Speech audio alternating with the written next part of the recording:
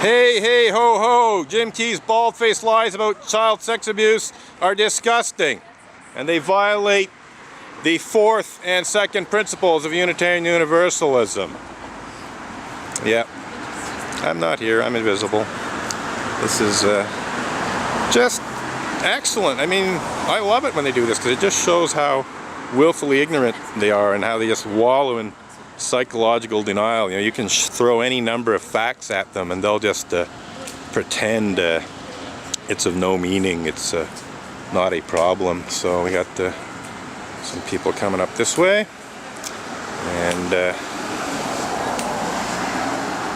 hey Mark, when are you going to do a words column about the term blasphemous libel? That's a pretty good word.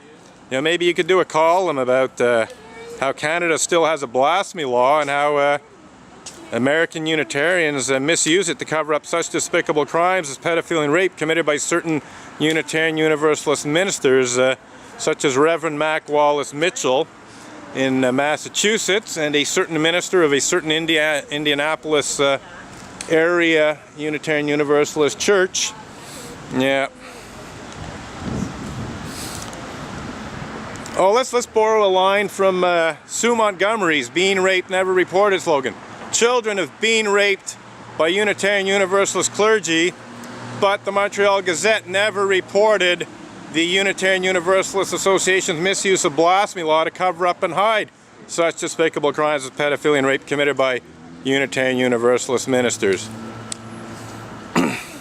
Children have been raped by Unitarian Universalist ministers, but Jim Key never reported the fact in his apology for clergy sexual misconduct. On the contrary, UUA moderator Jim Key claimed that no children or elders were abused in my investigation. So he claimed that he had investigated clergy sexual misconduct, and his investigations found no evidence of sexual abuse of children. This is what's known as a bald-faced lie, and flies in the face of the fourth principle of Unitarian Universalism and the second principle of Unitarian Universalism, to say nothing of the first principle of Unitarian Universalism. Oh yes, they're singing their way into the church. Oh yes, vivre ensemble, live in harmony.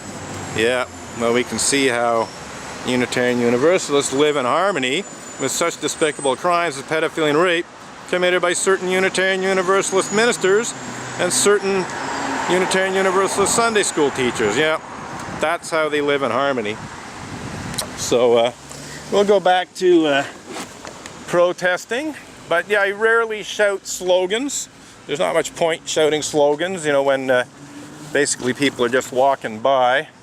But you know, if they come out of the church and make a crowd, you know, why not? You know, I got what's called a captive audience. I might as well take advantage of it. So I hope they enjoyed the slogans, and you know, it really does just show how they just really do not want to know the truth about A, Unitarian Universalist clergy abuse, including clergy sex abuse of children, and B, Unitarian Universalist cover-up and denial of clergy abuse, including sexual abuse of children. They're just totally wallowing in willful ignorance and psychological denial. So again, we shall walk back and forth a bit more here, but yeah, it's truly astonishing the levels of willful ignorance and psychological denial that Montreal Unitarians wallow in when it comes to the issues raised by this protest. So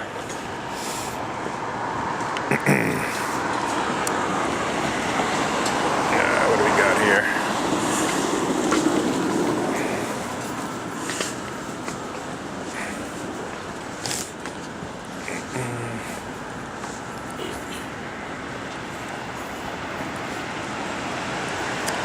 So guy gave a bit of a snort when he saw my sign, and yes, he's going in. So yes, another dismissive snort about Unitarian Universalist clergy sex abuse and cover-up and denial thereof. So yeah, just more willful ignorance, more psychological denial. And so it goes, as Kurt Vonnegut Jr. would say. So it goes. And yeah, David rolled it there with his little smirk when I confronted him about now being an active participant. Not that he wasn't before, but you know, now I have, you know, on video David Rollert, the husband of the minister, Reverend Diane Olenek Rollert, erasing my slogans that protest against Unitarian Universalist cover-up and denial of clergy abuse in general and clergy sexual abuse of children in particular. And yet, you know, when I confront him about his active participation, you know, he pretends that he's not. He somehow pretends that what I'm saying has no validity, you know, just quite frankly insane. So anyway, Unitarians cover up pedophilia and rape. Well, this one's still more or less standing. I'm wondering if I should just rewrite. Oh, did I? Wonder if my chalk got stolen. It just occurred to me now that you know, the woman took the, oh no, I see the green box, so I guess my chalk's still there. So it occurred to me though that the woman who messed with my signs earlier and might have been trying to steal them might have taken the chalk, but it seems the chalk is still there, at least the box is. So I think I will just take some chalk and re-chalk a couple of the letters in that slogan that's partially erased. Now, I might write a couple of new slogans, fresh ones, and anyhow, we shall be wrapping this up soonish, I think. I'll probably try and upload the videos as soon as possible. So let's just rewrite some of the letters that got erased with some end pieces of chalk that aren't going to be much use anyway, so just use up some chalk that could be used up.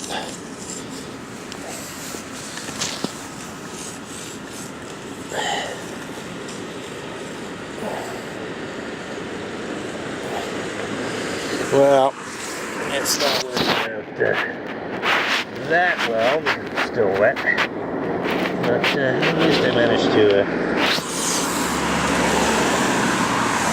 okay, so yeah, we'll just fix the P here, fix the A, and over here, and yeah, better do the E.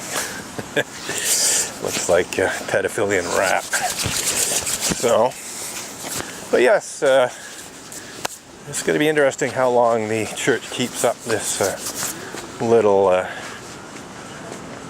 you know, ceremony of entering the church on Sunday. So yeah, I'm not quite sure why they're doing it. You know, why they're publicly coming out and making a big show of entering the church. I suspect it might have something to do with dwindling membership, and they basically want to be more visible. But it might also be a kind of defiance of my protest, countermeasure to my protest. In the past, they actually came out with counter-protesters with picket signs, which were kind of interesting because the picket signs were all about you know, Unitarian Universalism's principles. But of course, they were making a mockery of those principles in terms of their actions. So it was just, you know, pure hypocrisy. And all they really did is underline their hypocrisy. So that lasted a few months, and until they finally figured out that their positive picketing campaign wasn't really working out so well for them. So we're just going to leave it like that. But just, you know, I think it's a bit more legible now, and we will check the time and see where the time is, and I think maybe protest for another 10 or 15 minutes or something, and then call it a day. 10:41, so yeah, maybe another 15 minutes of protest, and we shall wrap it up. So